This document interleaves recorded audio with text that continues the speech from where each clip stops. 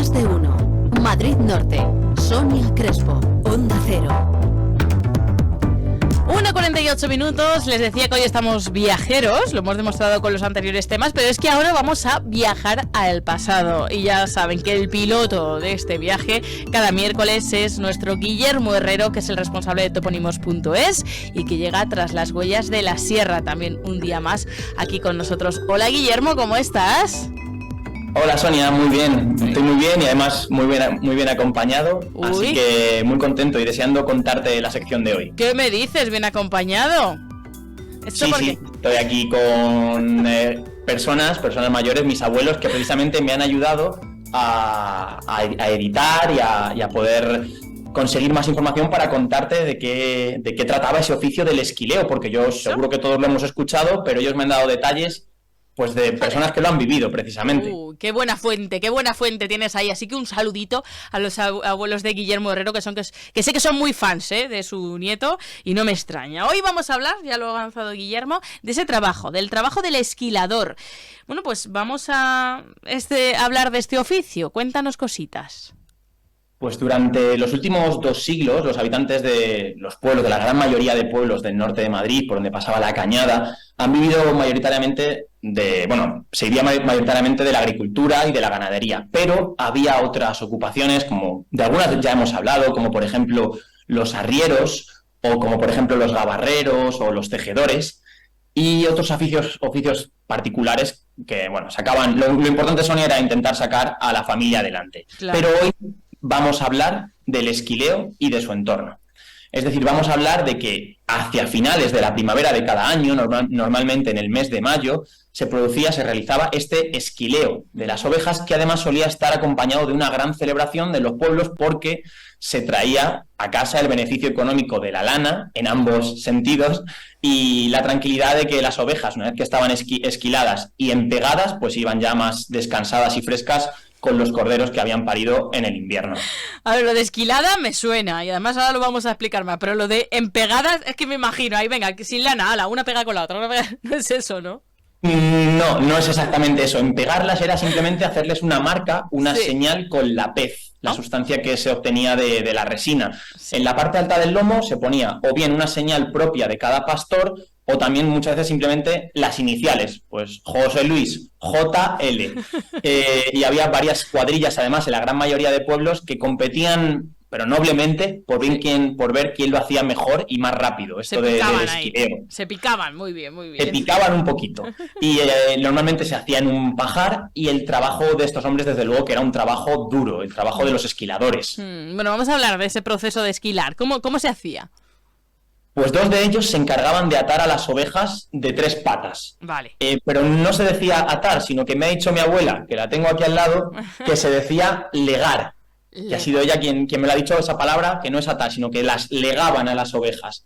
Y una vez que estaban las ovejas indefensas en el suelo, pues el esquilador se acercaba a ella y, completamente encorvado, se agachaba totalmente y empezaba la tarea de ir cortando la lana con unas tijeras de más o menos, según me han dicho, unos 24-25 centímetros y unos 300 gramos de peso. Oye, qué buenas fuentes tienes, Las mejores. Y además, según me han dicho, los esquiladores estaban todo el día centrados en esto, y al lado iban dejando el vellón, que iba creciendo pues como una nube, nunca mejor dicho, porque era blanco y ondulado. Y también iba creciendo, según me han dicho, el dolor que les subía de los riñones hasta el cuello, de tanto estar encorvados esquilando, pues debía de ser también, como digo, un trabajo muy duro, además de un pañuelo que tenían para secarse el sudor. Bueno, hemos visto ahí a la abuela de Guillermo, que yo me he fijado, ha sido rápido pero intenso. ¿Cuántas ovejas esquilaban al día? Pues más o menos un esquilador profesional podía esquilar hasta 40 ovejas, pero por ejemplo, según me ha dicho mi abuela, pues en algunos casos eran varias personas, 5 o 6 personas, las que eran capaces de en un día esquilar 200 o 250 ovejas. Y ya lo que era más importante era, sobre todo, intentar no cortar a la oveja, no hacerle ningún trasquilón. Y si eso ocurría, si en algún momento sin querer le hacías una pequeña herida, rápidamente se decía: Moreno, tráeme el moreno. Sí. Y un chaval, un niño de la familia te decía: Moreno va. y te traía el moreno. ¿Y qué era este moreno? Eso digo yo. Pues era una especie de polvo negro que se obtenía de las fraguas, de lo que se desprendía de machacar las rejas, y eso era como una especie de desinfectante para que a las ovejas no les entrara la gusanera. ¿Oh? Otra anécdota, por ejemplo, es que al entrar en estos ranchos, estos lugares donde se esquilaba, se decía, como en los confesionarios, Ave María Purísima, y todos contestaban, sin pecado concebido. Qué curioso. También que se cantaba la salve de los esquiladores, que no me hagas cantar la Sonia porque no me la sé, pero que también era algo que se cantaba y se escuchaba en estos lugares, en los ranchos de esquileo. Bueno, eso sí, después de esos trabajos tan difíciles, oye, había que pegarse una buena comilona para recuperar fuerzas, ¿no? Desde luego.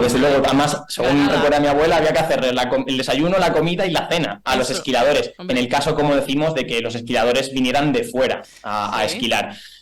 Normalmente, antes del capataz de la cuadrilla, antes se había concertado con los que trabajaban, con los compañeros, si el sueldo era a seco, o sea, que no incluía la comida, sí, o a mojado, que a mojado es que sí que incluía la comida. Y si era mojado, pues era todo un acontecimiento, porque se hacía muchas veces o cocido, patatas con carne, cordero asado. Lo que nunca faltaba, eso sí, es el buen vino escanciado, que además hacía, según dicen, hablar al más prudente y silenciaba al más hablador.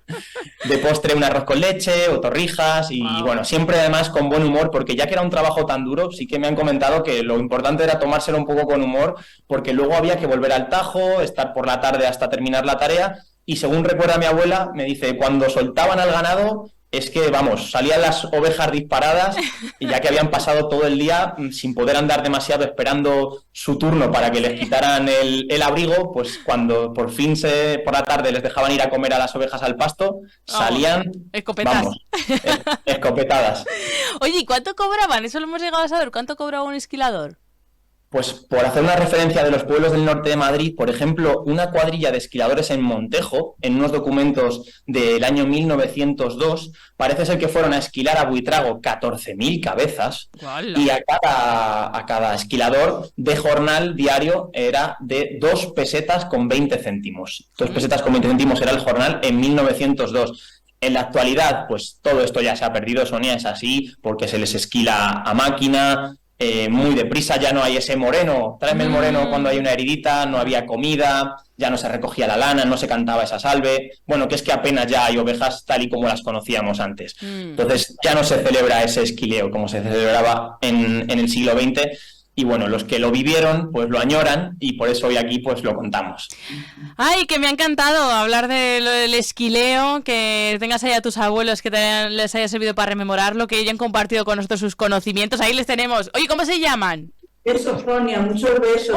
Eugenio y Carmen. Pero Carmen, que te como la cara, muchos besos yo para ti. Hija, muchos besos. Que tienen un nieto que sabe mucho y ya sé yo por qué, porque detrás están ahí los abuelos que cuentan toda esa cultura que no podemos dejar perder. Así que un besazo a los tres, gracias por acompañarnos y Guillermo, nada, que disfruten mucho de los abuelos que tienes ahí al lado.